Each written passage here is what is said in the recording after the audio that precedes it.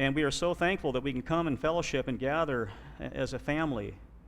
One Lord, one faith, one baptism, and we can feast upon your word. It is a lamp unto our feet and a light unto our path. And Lord, we don't have to worry. You've not given us a spirit of fear, but of love and of power and of sound mind. So anoint Pastor Don as he teaches. May the words be your words, spoken through him. May they fall on ears that are open and eyes that can see. And Lord, just we thank you that we can gather and spend time in the Word. So conform us to your image. And again, we are so privileged to be here in this building and have lights and seats to sit down in. Many of our brothers and sisters that are being persecuted for the faith, that are in jail and prison, being tortured for the gospel, we want to lift them up to you right now. And we want to remember them in prayer. That you comfort our brothers and sisters that are being tortured and persecuted and killed for the faith. May we never forget them, and we lift them up to your throne, and touch the persecutors, that you would soften their heart, that instead of being the persecutors, they would be the saints of God in the household of God.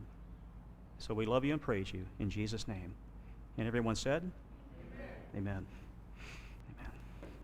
Well, good evening, everyone. One thing we forgot is to thank the Lord for the air conditioning. Because it's getting hot quick, isn't it? I heard rumor that it was supposed to be in triple digits at the end of this week. If you came here tonight without a Bible and you need one to follow along, raise your hand and we can give you one. And we will be in Judges chapter 14 as soon as I can find my glasses. Oh. They are, thank you. I can see. Okay.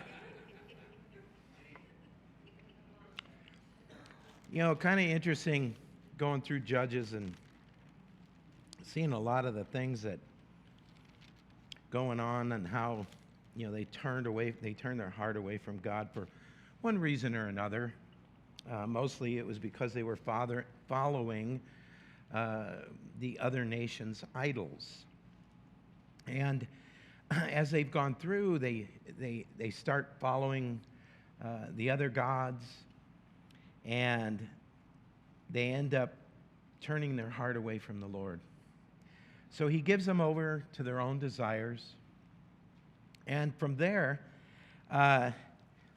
they get in bondage. So they cry out to the Lord because they don't want to be in bondage. You know, it's funny because they don't want to be in bondage, but they also don't want to listen to the Lord. So it's like, okay, look, wake up. But we do the same thing kind of sometimes, don't we? So here you have them, they get into the promised land. Joshua passes away, goes to Abraham's bosom. The nation just falls apart. So God has to send judges to help them. So the Lord hears their cry.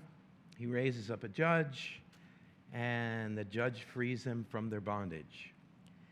Then everything is great. And then what happens when everything is great? Look out, because everything is going to not be so great. And they just turn away. And, you know, I've heard Christians say, you know, my life's great right now. And I say, well, just wait a couple days. It'll change, you know. Because the worst place really you could be is on top of the mountain, isn't it? Because you don't learn anything. But when you're down in the valley, you're heading down, you're learning. You're learning. Baptism by fire, right? So here they're doing this again. We saw last week, we met a guy, or we heard of a guy named Samson. Kind of an interesting guy. His mother was barren. His parents were very godly people. We saw that last week, how they asked the Lord, how do we train this kid? What do we do? And the angel of the Lord told his wife, Manoah, was Samson's father, But we never did hear of the mother, did we? She has no name. But they were both godly. They asked the Lord, what do we do? How do we give this young man this Nazirite vow? Don't cut your hair. Don't touch grapes. Don't eat grapes. Don't eat raisins. None of that stuff. Don't touch any dead animal. Now, that was a law for everybody, but for a Nazirite, it would ruin your vow. And Nazirite vows, like we talked about last week, it was for a period of time. But Samson's, his period of time, most people it was a month, maybe 3 months or a year. But Samson's was his whole life. How old he was when he started, we don't know. But he was more than likely a younger man, maybe in his late teens or early 20s. But he did judge Israel for 20 years. So by the time, he was an older man when his time ended. So as we pick up here in chapter 14, we left off, the Spirit of the Lord in verse 25 began to move upon him, Samson, at Mahana, Dan, between Zorah and Eshtal. And now Samson went down to Timnath and saw a woman in Timnath of the daughters of the Philistines. Now, Timnath was in the land of Philistines. It was over by Gad. It was not the place to go for a Jew, let alone for a Nazirite, which would be Samson. So he sees a woman. Now that's his first. Well, actually, really, now Samson went down, and that's basically the story of his life. We can stop there and I'll go home, because that's exactly what Samson did his whole life. Here is a man that God gave such strength to. He had authority of a judge. He was to be guided by God. He had performed a Nazirite vow. He had all this authority, but he had no accountability. He had no accountability whatsoever. And that's a bad thing, especially for us as Christians. It's interesting, and why this is, I don't know. And I don't even want to speculate really, but I know several people who say they're Christians and they say they go out witnessing. There's no fruit. I've never seen or heard of any fruit. But they're not accountable to a church. And I'm not saying that you have to be accountable in that sense, that the church is the end all, because it's not. It's just a body of believers. But we keep each other accountable, right? So they're not accountable, and they do. And next thing you know, they're always off in a bad direction. And unfortunately, they don't listen. And this is what we're going to see in Samson. He has such great authority, but no accountability. You and I both know, as believers, we have to be accountable, not only to the Lord, but to each other. And this is why God says, don't forsake the assembly of the saints, so that we could be together, we could draw for one another, we could pray for one another, and so we could be accountable to each other. So here he is. He sees this woman in Timnath. Now, being a Jew, were you allowed to marry outside your race or Judaism? Were you allowed to? No. The answer is no. But what did he do? Especially him, he's, has a Nazirite vow. And he sees this woman from Timnath, which is from the Philistines, which is from the Gentiles. And he sees that, and he says, so it says in verse 2, so he went up and told his father and mother, saying, I have seen a woman in Timnath of the daughters of the Philistines. Now therefore, get her for me as a wife. Seriously? So he goes up and he tells his mom and dad, a father and mother who follow the Lord, and he says, look, I saw this woman. The lust of the eyes, isn't it? The things we take in and we see. You know, you can hardly watch any type of TV commercial or anything without having you be bombarded with whatever it is that they're trying to conform you to. You know, I kind of have this thing about colleges. I don't have anything against anybody who goes to college, but they're not teaching you anymore. They're conforming you to the ways of the world. And that's exactly what they're doing. And this is what TV does. Now, I remember years ago when they used to put this smut on TV, and they used to say, oh, no, it doesn't harm anybody. It's no big deal. Really?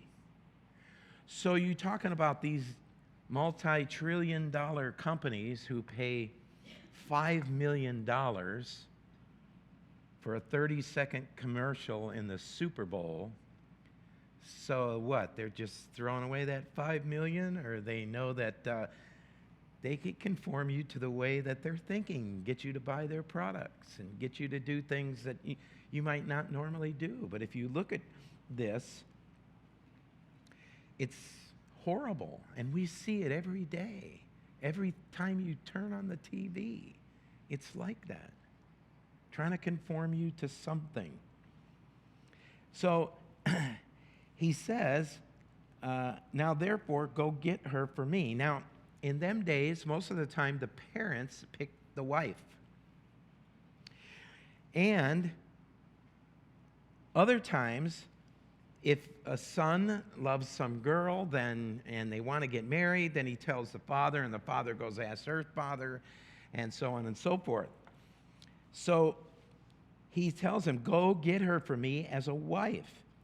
Verse 3 says, then his father and his mother said to him, is there no woman among the daughters of your brethren or among all my people that you must go and get a wife from the uncircumcised Philistines?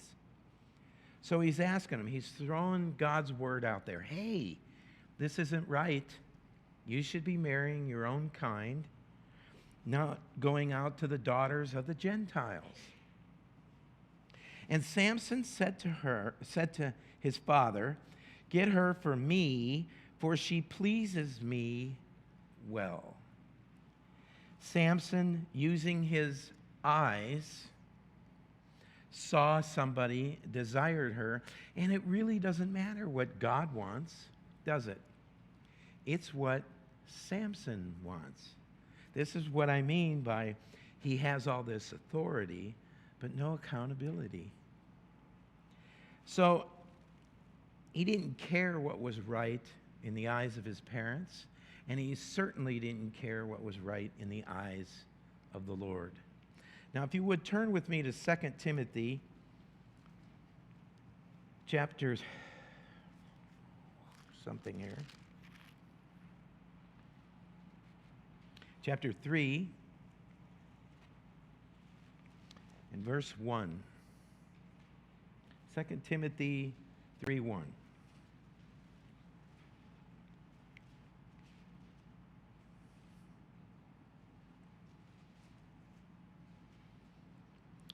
It says this in verse 1, but know this, that in the last days perilous times will come, for men will be lovers of themselves, lovers of money, boasters, proud, blasphemers, disobedient to parents, unthankful, unholy, unloving, unforgiving, slanderers, without self-control, brutal, despisers of good, traitors, headstrong, haughty, lovers of pleasure rather than lovers of God, having a form of godliness, but denying its power. And from such people turn away. For of this sort are those who creep into households and make captives of gullible women, loaded down with sins, led away by various lusts. Now, we're going to see Paul, who wrote this a couple thousand years, 1,200 years after, right, 1,100 years after this, after Samson, we're going to see. Look at Samson's life, just from what we've known in the few verses that he covers half of these, and we're going to see by the end he's totally lost control of anything. He's an interesting guy because there's only 2 recorded prayers. One of them we'll cover tonight, and the other one we'll do next week. It never said that he went to Shiloh to go to the tabernacle. It never said he prayed other than these 2 times. And one of them, I would kind of argue that it wasn't really a prayer. He was just crying out because he was complaining against God. But there was really nothing in his life that showed, other than the long hair, that he had a vow to God, that he was committed to God, that he believed in God. Nothing. And then verse 7 says, always learning and never able to come to the knowledge of the truth. Now that verse right there reminds us of today, the church today. Always learning, always sitting and hearing, but never doing anything with it. Always learning, but never able to come to the knowledge of the truth. How sad. How sad is that? And this is the way a lot of the churches are today. Don't care about learning a thing. Hey, I'm going to be there because I'm coming on Sunday because it's something to do. So here you have Samson. He gets his father to go and ask for this girl to marry her. But his father and mother did not know that it was of the Lord that he was seeking an occasion to move against the Philistines, for at that time the Philistines had dominion over Israel. So it wasn't the Lord telling him to go get this girl. It was the Lord using this of his disobedience to have an occasion to where the Lord could free Israel from the Philistines. That was the whole point. And his father and mother did not know this. He was using this occasion. Verse 5, so Samson went down to Timnath, and his father and mother came to the vineyards of Timnath. Now, he shouldn't be in the vineyards, should he? No. There's grapes in there. You shouldn't be in there. You're a Nazirite. You have a Nazirite vow till the day of your death. Now, to the surprise, a young lion came roaring against him. So somehow this lion come out of nowhere. And obviously he was probably moving way ahead of his parents. Or maybe he sent his parents ahead because they're not going to see this lion. But Samson is. And a young lion came roaring against him. Verse 6 says, and the Spirit of the Lord came mightily upon him. Now, this is the first time. It's going to happen several times. But as you will notice, every time that the Spirit of the Lord came mightily upon him, somebody was going to get killed. Now watch for that as we keep going on, because every time that happens, it seems like Samson's killing somebody right after that. So the Spirit of the Lord came mightily upon him and tore the lion apart, as one would have torn apart a young goat, though he had nothing in his hand. But he did not tell his father or his mother what he had done. So he didn't tell his mom or dad, so they weren't there, although they were all going together. So he was either ahead of them or behind them. And he tore this lion like a goat. Now, how this happened, I have no idea. But the way they used to tear a young goat is they would grab them by their feet, their back feet, and they would pull them apart and split them down the middle. So this is what he did to a lion. Now, it's interesting because it's God that gave him his strength, and he could be as strong as God. Infinite power, right? Strength certainly to tear apart a lion. Now, what's interesting, and what we're going to see next chapter, I believe, is that they wanted to know how he got this strength. The Philistines wanted to know. So obviously, he looked like a regular guy. Or it wasn't anything spectacular. He probably didn't look like the Hulk. He probably wasn't green, for one. He was probably dark-skinned. He probably had raven black hair, so all the women were probably after him. Nice and long. He probably looked like, what's that guy's name? Fabio? Is that the guy? He has that really long hair? Goofy-looking guy, but anyway. So he probably had jet black hair and, probably maybe an average-sized guy. I have no idea, but I think if we get to heaven and we're running around looking for the Hulk with raven black hair and dark skin, we're not going to find Samson. So anyway, so he tears this lion apart. Verse 7 says, then he went down and talked with the woman. No, I'm sorry. He had nothing in his hand, but he did not tell his father or his mother what he had done, so he kept that from him. Then he went down and talked with the woman, and she pleased Samson well. It's all about his desires. That's what it's about for Samson. It doesn't seem like he really cared about what God wanted. Even his dad told him, hey, the law says. But it didn't matter to him. I want her. She pleases me well.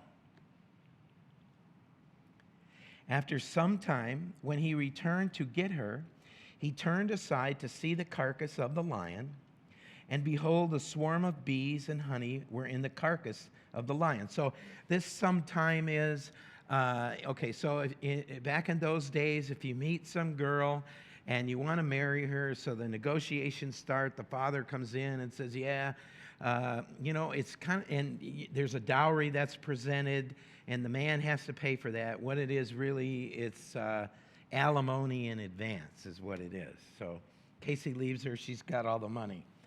But, or at least some of that he offered. So then there's a time period, sometimes 6 months, sometimes 10 months, sometimes a year. And so the husband or whatever would go away. Does that kind of sound familiar?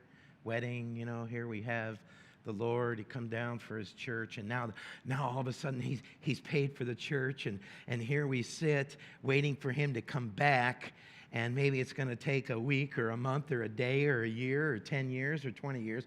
Well, right now it's been a couple thousand, but a day is like 1,000 years to the Lord, right? So then he comes back, and then they have a wedding feast for how many years? Anybody know? 7 days. They have a feast for 7 days, and then you can consummate the marriage after that 7 days has gone. So interesting how the Lord weaves all this stuff together, isn't it? How did he ever keep track of this? But anyway, so time has went by, and as he is going back down to get her so that he could marry her, and then he would have to wait 7 days, in the carcass of the lion, there was a swarm of bees, and there were honey in the carcass. So he took some in his hands. Is he allowed to do that? The lion's dead, right? Can't touch anything dead. It ruins your vow. It breaks the vow. And as soon as he did that, he broke the vow. Not that he didn't do it before. He took some in his hands and went along eating. When he came to his father and mother, he gave some to them, and they also ate, which made them unclean. But he did not tell them that he had taken the honey out of the carcass of the lion. So this is the first time we have roadkill with honey in the scriptures, okay? So he takes this honey, he gives it to them, they eat it. If he would have told them, look, I got this out of the carcass of a dead lion, they'd have told him, there's no way we're going to eat this. No way. Now, it's kind of interesting because, here, of all the things or all the places for the bees to go, right? But they end up in this lion. And they make a lot of honey in this lion for Samson to come down and eat. Very interesting. I could just see God saying, hey, Queen Bee, come over here, get in this lion over here. You guys, kind of interesting. It's interesting. It's not coincidence, is it? It's Godcidences. So his father went down to the woman, and Samson gave a feast. Now, this feast would have been like a drinking party. Everybody get drunk. Therefore, young men used to do so. And it happened when they saw him that they brought 30 companions to be with him. So he was alone. He really had no friends. There were no Israelites that were going to go with him down to Timnath and in the land of the Philistines and go with him. So they took 30 guys that he didn't even know. And that was his wedding party, in a sense. Samson was alone. He did things alone all his life. And you'll see as we go, he did nothing with anybody until the end. He was accountable once.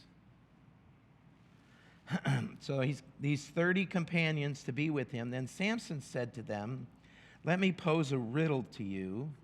If you can correctly solve and explain it to me within the 7 days of the feast, then I will give you 30 linen garments and 30 changes of clothing. Now, the linen garments were extremely expensive. Most people, unless you were, kings or such, princes, queens, you couldn't afford it. So he's saying, look, I'm going to give you this stuff if you can solve this riddle. But if you cannot explain it to me, then you shall give me 30 linen garments and 30 changes of clothing. And they said to him, pose your riddle that we may hear it. And I could just hear him, all drunk at the party. Yeah, we could do anything. Yeah, no problem.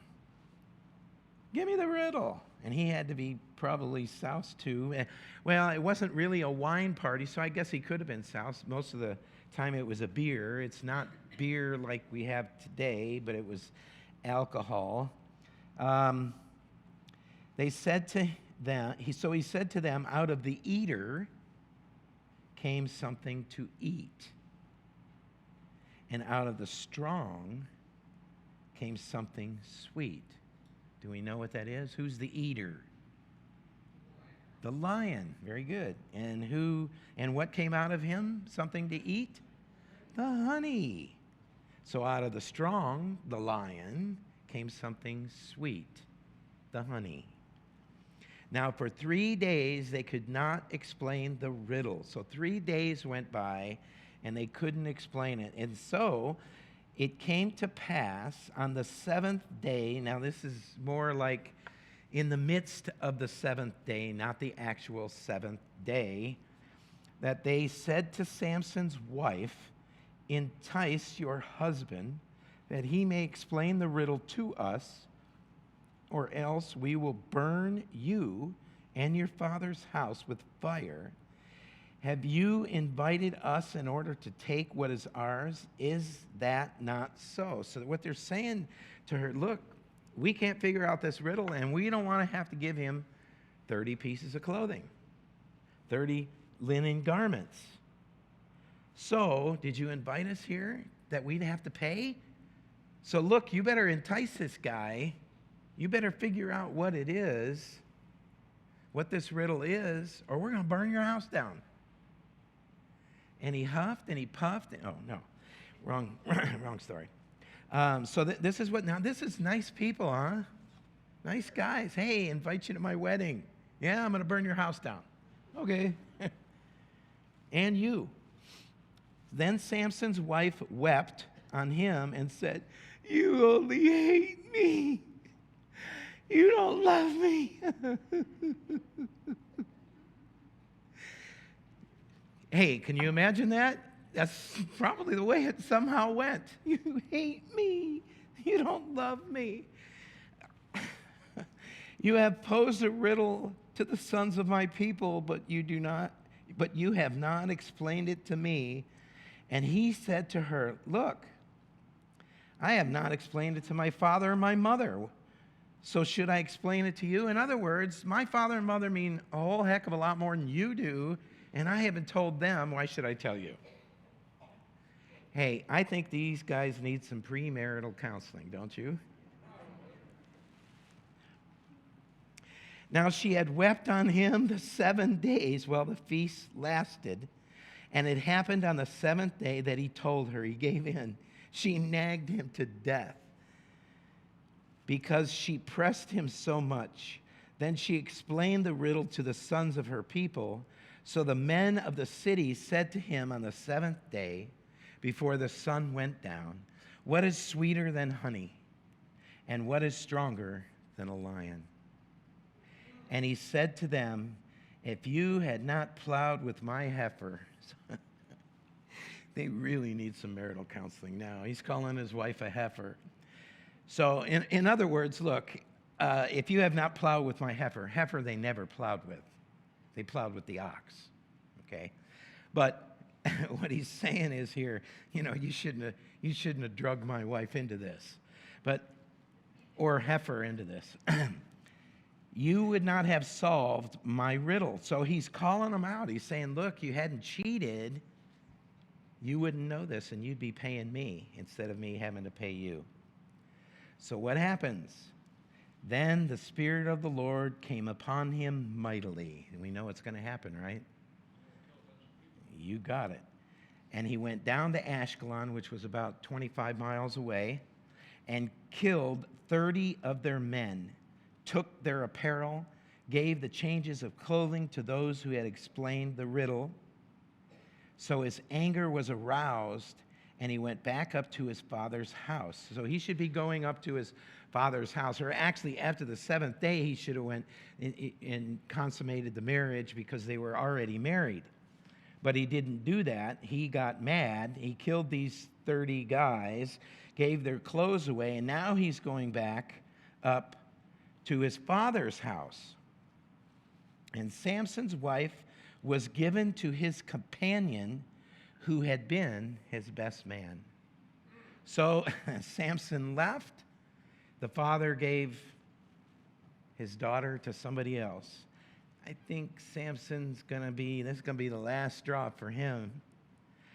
So after a while, in the time of the wheat harvest, now I don't know when this was previous to this, but the wheat harvest was the end of May, early June.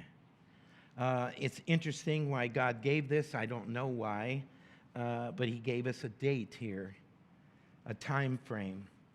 And it happened that Samson visited his wife with a young goat, and he said, let me go into my wife into her room. So this, I guess, a lot of period of time had gone by, and maybe that's why God made reference to the months here, the wheat harvest.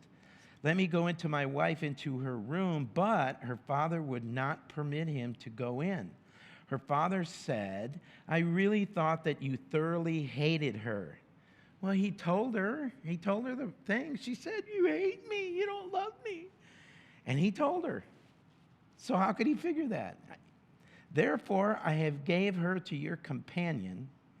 Is not her younger sister better than she? Please take her instead. So now he's trying to pass off his other daughter. Now, doesn't this sound like somebody to you when I'm saying this and we're reading this together? And doesn't it sound like somebody else? Sound like Jacob's father-in-law? Hey, I'll do this. I'll work for you. I'll do this. And my payment is your daughter, right? Rachel. And what did he do when the time came? He gave him Leah, right? And then he had to work another 7 years to get Rachel. Interesting. So, verse 3 says, and Samson said to them, this time I shall be blameless regarding the Philistines, if I harm them. Then Samson went and caught 300 foxes. Now, this word really is maybe a little bit poor of a translation. Foxes, number one, don't travel in packs, so it'd be really hard to catch 300 of them. Also, this word is more for jackals as well. So that now they travel in big packs, 100, 150, but 300 of them. So now, of course, my mind is spinning now. How did he get these 300 jackals? Well, they're pretty fast, so Samson was a pretty fast guy to catch these. Maybe he had them pinned in a canyon. And it's interesting because he caught these and he took torches, turned the fox's tail to tail, and put a torch between each pair of tails. So how do you keep from getting bit? How long did it take him? So he's got to go catch these things. He grabs two of them by the tail, ties them up. What are they doing? Gnawing on its leg? Or are they going, hey, Samson, how's it going? You know, you're going to put some fire in there? We're going to go light some wheat fields up? So he's tying them up. He sticks a torch in between their tail, ties them together, and what happens? He sends them out. He's going to send them out into the wheat field. Now you can imagine these jackals running all over the place, and everywhere they go, they light a fire, right? So now they're running from the fire. So they're running everywhere. They're, okay, well, hey, that spot's not burning. Let's go over there. As soon as they get over there, what? It's on fire. And they turn around, they run to another spot. So it's just kind of interesting. I really, when I see Samson, I'm going to ask him, how'd you do this? How did you keep them from biting you? Did you get a lot of bite marks? Were you really the Hulk and they could bite and it just go right back? So he catches them, he puts the torch between their tail, and when he had set the torches on fire, he let the foxes go into the standing grain of the Philistines and burned up both the shocks and the standing grain, as well as the vineyards and the olive groves. So you have their three main sources of food and commerce. You have the grain, the wheat fields, you have the vineyard, and you have the olive groves. Now, it's interesting because later on we're going to get introduced to a god named Dagon, okay? And this god, Dagon, he was the god of these crops. So by Samson sending them foxes out there and burning down the fields, it really had to look bad for their god, Dagon. But the backstory of all of this is the time of Eli, and Eli had two sons who were very wicked. Eli was the high priest, and his sons took the ark to go fight the Philistines right about the same time. It's just right after this burning down. They capture the ark, and they take it and they put it in the house of Dagon, the false god. So it had to be a big deal to them because they kind of got back at Samson, because now their God overcame his God, and now their God is overshadowing Samson's God. Really kind of interesting. As we move along through the Old Testament, we'll come to that story and we can read it, and hopefully you'll remember back when this happened with Samson.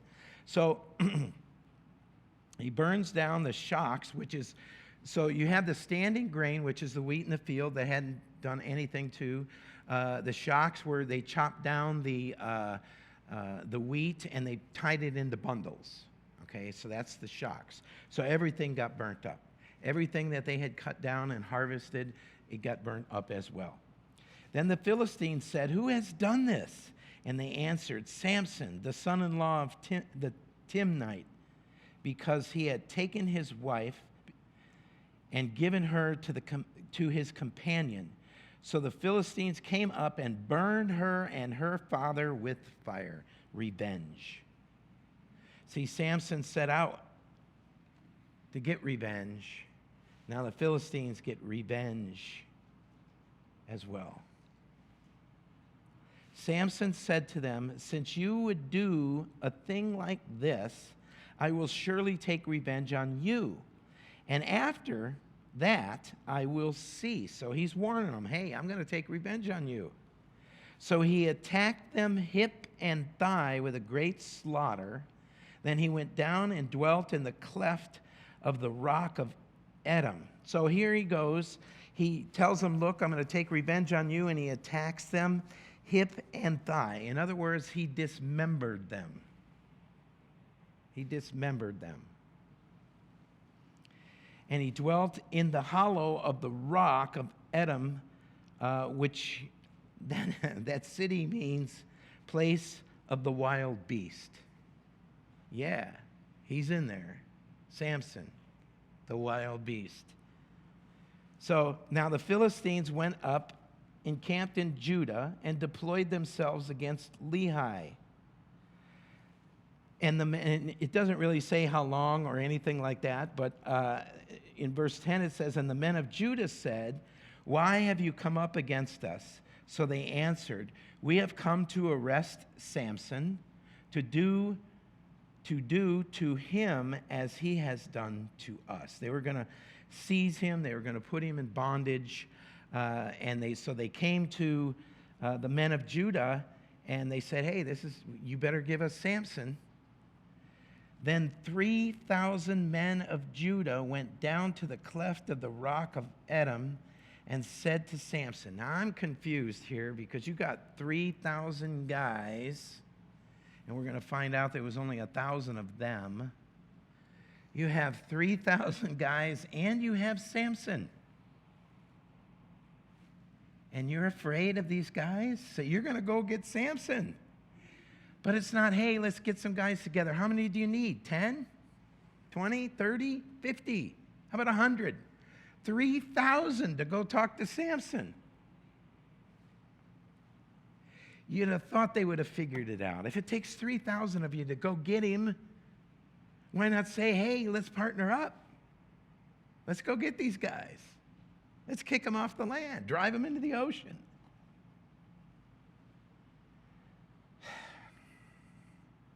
Then 3,000 men of Judah went down to the cleft of the rock of Edom and said to Samson, "Do you not know that the Philistines rule over us?" Well, yeah, he knows that. But they were content in being ruled because they were content in their sin. They were happy with their sin. It was okay. We're good. What's God going to do? He's done nothing so far. What's he going to do? We'd rather be ruled by this other nation than to have you go down there and us join up and you hit them and we'll stack them up.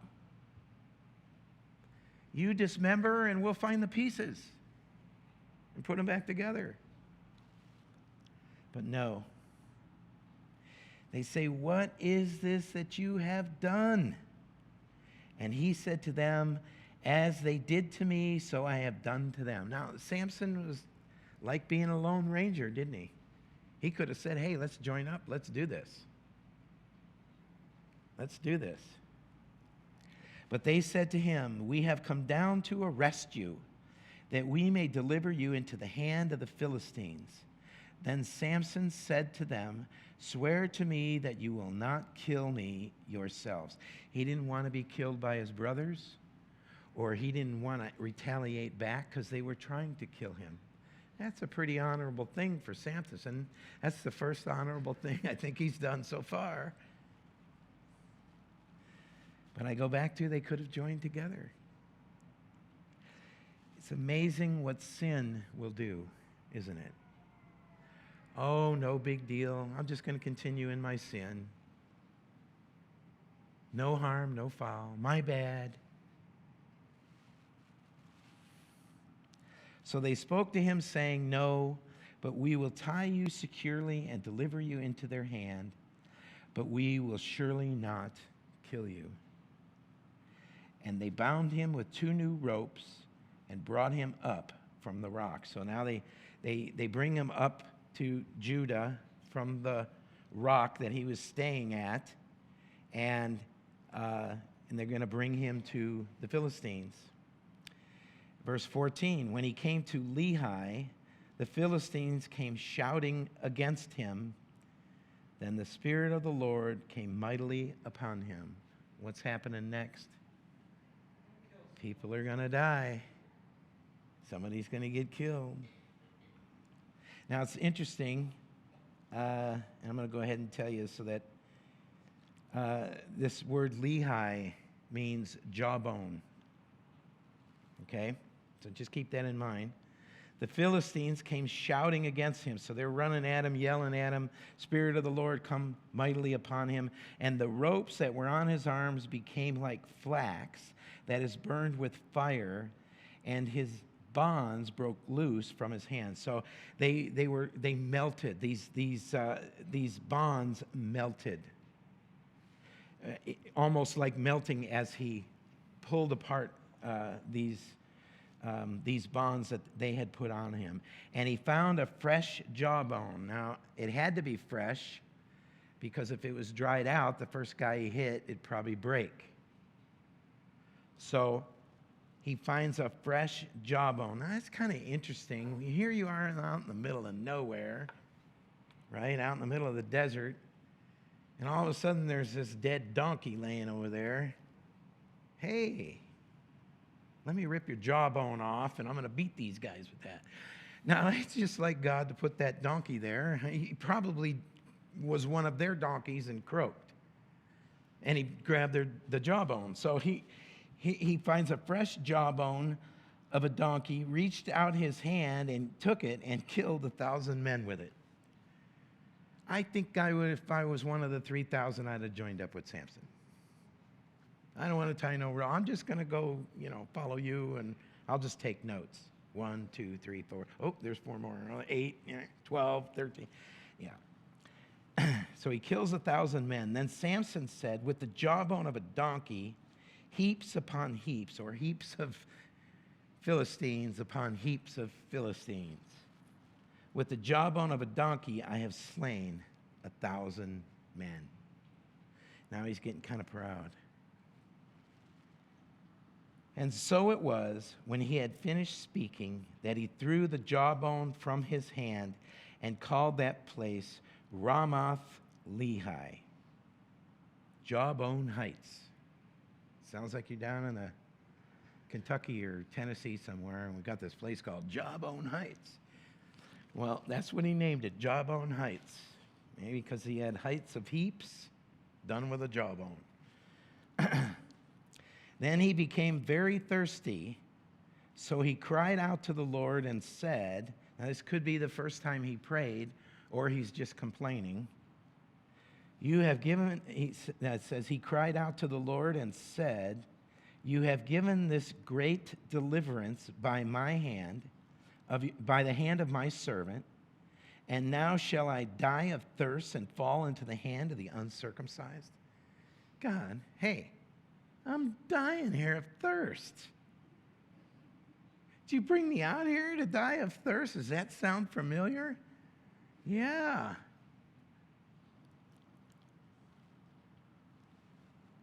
So God split the hollow place that is in Lehi, and water came out, and he drank. And his spirit returned, and he revived. Therefore, he called its name En-Hakor, which is in Lehi to this day, or spring of the caller, or well of the caller. So he was the caller, and that's all right. I thought it was like a fire alarm going on, saying, there's foxes outside. No. But, so it's spring of the caller. Interesting to note, Samson did things on his own. He never called out to the Lord. He complained here. It does say he cried out, but it sounds more like a complaint. Sounds more like a complaint. And then he blames God. Hey, shall I die of thirst? It's your fault. I had to do all this work. I had to kill these 1,000 guys with this jawbone. Now I'm going to die of thirst. I mean, Lord, I've been following you the whole time, right? I've been praying. I've been going to the tabernacle. I've been fellowshipping. I've kept my vow. Oh, wait a minute. We must be talking about somebody else. Because it wasn't him. But then what's he do after all this? And this is a long time. We're going to see that almost the whole 20 years has went by. And he really has had no fellowship that we know of, has he? In fact, really, we can look at the scripture and say he probably had no fellowship whatsoever, even though nothing was written here. But he was so proud. He wanted things his way. He didn't care about what God wanted.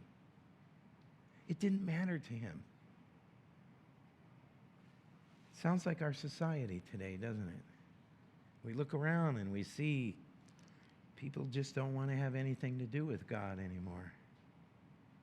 What God? Oh, you're using it as a crutch. Yeah, and a wheelchair and a walker and everything else too. Because that's what we need. Get the stretcher out. I'd be happy to jump on that too. But see, our society says there's no God. Generations that are coming out now, they don't hear it unless we as parents or grandparents or friends or family drag our grandchildren or maybe our neighbors' children into church. We can look at this pandemic. Is it still called a pandemic? Anybody know? Anybody care? Okay, no to both. Okay. Yeah, I'm sick of hearing it too. But, we go through this pandemic and really, we were all didn't know what was going on, but we trusted in the Lord, right? And we come to the point where, the Lord is moving through all of this. And it wasn't, oh, Lord, what's going on? My friends and family are getting this, and what's going to happen to them? And we heard that this and that. And really, we had many opportunities. Not necessarily here in the United States as far as opportunities, because the church here is kind of piddling away. We've compromised so much. But there's a remedy to that. It says, if my children seek my face and repent and pray, I will restore their land. And that was for us, believers. But in other countries, people are coming to the Lord in droves. The church in all these other countries is exploding. And parts of the places around there are a few places in the United States, it's doing that as well. But see, Samson had the attitude that it was all about him. Hey, I saw this woman. I want her. That's all I care about. I don't care about anything else. What do I care? Oh, so I'm going to kill this lion. I don't need your food. I'm going to eat the honey. What do I need God for? I'm just going to get my revenge. Well, verse 20 says, and he judged Israel 20 years in the days of the Philistines. Samson was never in his life dependent on God. The Spirit would fill him. He never asked. But the Spirit would fill him and use him. But you know what? After he was stripped of all his strength, he's going to call out to the Lord. And he's going to realize who God is. And remember, chapter 11 of Hebrews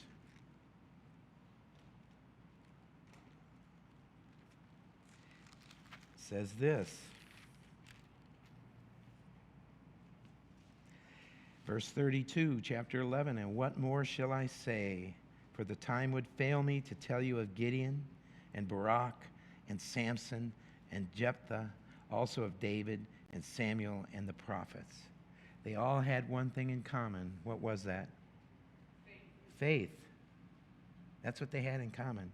So this turning away from God or wanting to have nothing to do with him and his life being about himself, at the end, which would be the next chapter, at the end, he turned to the Lord and became the man that he should have been. But in his death, he ends up killing more Philistines than he did in his whole life. So in that 20 years he judged, at the end he will kill more Philistines.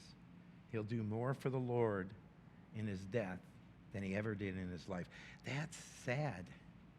That's really, really sad. And we have to be careful as Christians as well. Look at the gifts that God has given you. What are you doing with them? Are you sitting on them? Are they all for you? Because that's not what the Scripture says. Scripture says they're for others. But what are we doing with the gifts he's given us? And if you sit here today and you struggle with that, don't struggle with it. Give it to the Lord. Give it to him. You could struggle and be miserable. You could go through life and get in by the seat of your pants, the skin of your teeth. Or we can stand up together and pray for our nation. Pray for people around the world to get saved. Pray for our neighbor. Pray for our children, our husbands, our wives, our grandkids, our co-workers. That's why we are here. We're not here to sit around and watch TV and try to pleasure ourselves. And I'm not saying that for all of it, but most of it. And you understand what I mean. And God wants you to have pleasure, but there's no pleasure greater than serving him. Anybody who's served before with a whole heart knows you get a whole heck of a lot more pleasure serving than you possibly can doing anything else. Because that all goes away, doesn't it? It all goes away. But the pleasure you get from serving never goes away. And God has as an account for you in heaven. Now, aren't you going to like multiple big fat crowns that are going to go on your head that you get to throw at Jesus as he's sitting in that dunk tank? And if you hit the thing, he goes down, takes a swim, comes back. No. But it isn't going to be great to throw those crowns at the Lord because we know it was only him that did it. You know, you look at Samson, how powerful he was and the things that he did.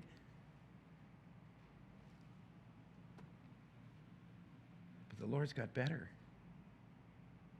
And it's amazing to me, and I do the same thing, it's amazing to me how we know this, and we want to serve, but there's always something that says, you're not good enough. Well, read Samson. He wasn't very good. And the guy before him, well, 3 before him, Jephthah, he wasn't very good either. He was a harlot's son. Woo. But see, God can use all of us. God will use all of us, but he won't force you to do it. And if you want to miss out on all the blessings, go ahead. But God wants you to have them. He wants you to have an abundance of them.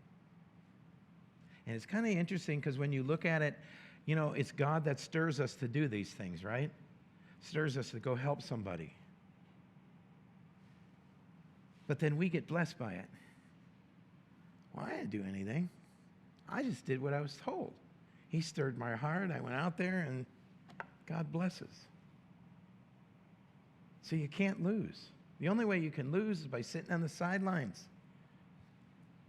And whether you can pray, and we know everyone can, be a prayer warrior. Simple, right? Blot out 5 or 6 hours on your daily calendar and start praying. The first 5 hours you could pray for me. I need it. After that, you can do what you want. No. But do you understand? There is no excuses. There's no reasons.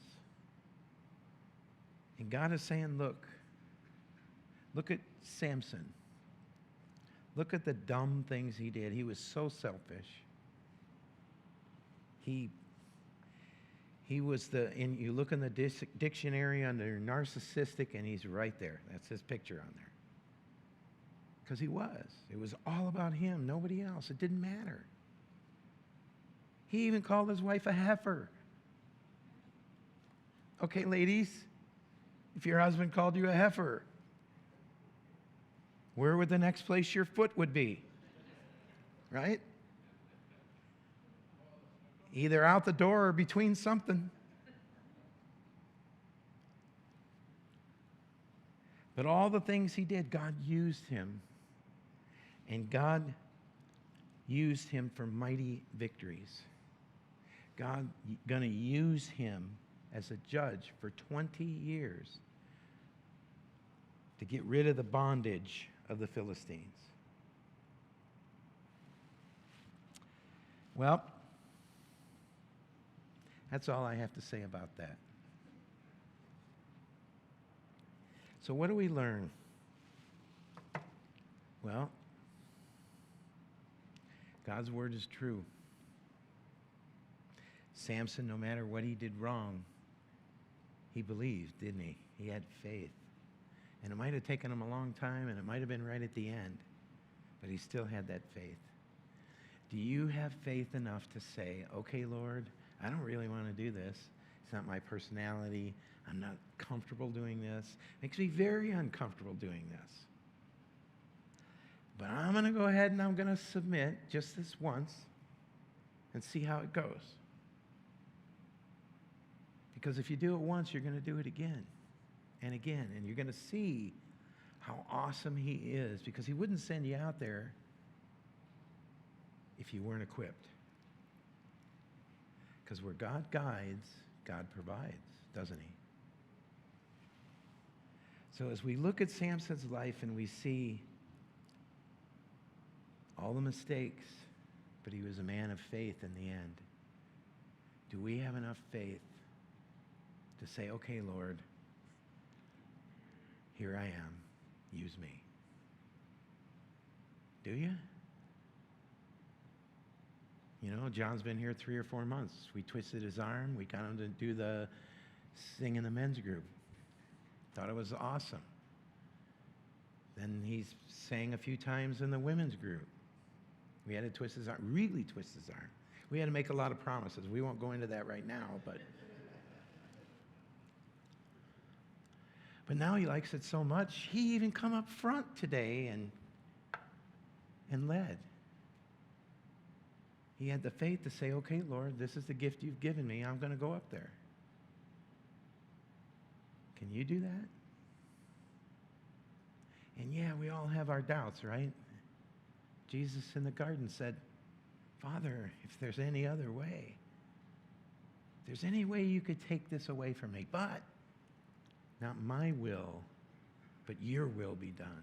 Can we say that? Lord, I'm uncomfortable. I don't want to do this. But not my will, your will. Amen? Amen? Well, Father, we just thank you. We thank you for your word. We thank you how we have an abundance of examples for us, Lord, both good and bad. Ones that we can lean on and ones that we don't even want to come close to. But Father, I just ask, Lord, that you may speak to each and every one of us for what it is that you have for us, what it is that you have purposed in your heart for us to do. And Lord, that we be faithful enough, that we believe enough, that we trust in you enough to say, okay, Lord, here I am, use me. Well, Father, I ask that the rest of this week that you put on our heart what it is that you truly want for us to do. And then, Father, give us the strength, equip us, baptize us afresh in your Holy Spirit that we may have the power to go out and do it. Father, we love you and we praise you. We thank you for your mercy and your grace, Lord. And Lord, I just ask as we come to Palm Sunday this Sunday and Good Friday next Friday and Resurrection Day next week, Lord, may many, many see your love on that cross, that they may respond and turn to you. Father, may we have the faith enough to ask maybe our neighbors or coworkers to come and hear your word, Lord. And I ask that you speak to them, that you tug at their heart, that you move upon their heart, Lord. And Lord, I ask that you move upon our heart right now, that you baptize us afresh, that we may do your will, that we may speak your words with power. Father, I ask that you bless each and every one of us here from the top of their head to the bottom of their foot. And may everything they touch be glorifying to you. And I ask these things in the name of our Lord and Savior, Jesus Christ. And all his children said,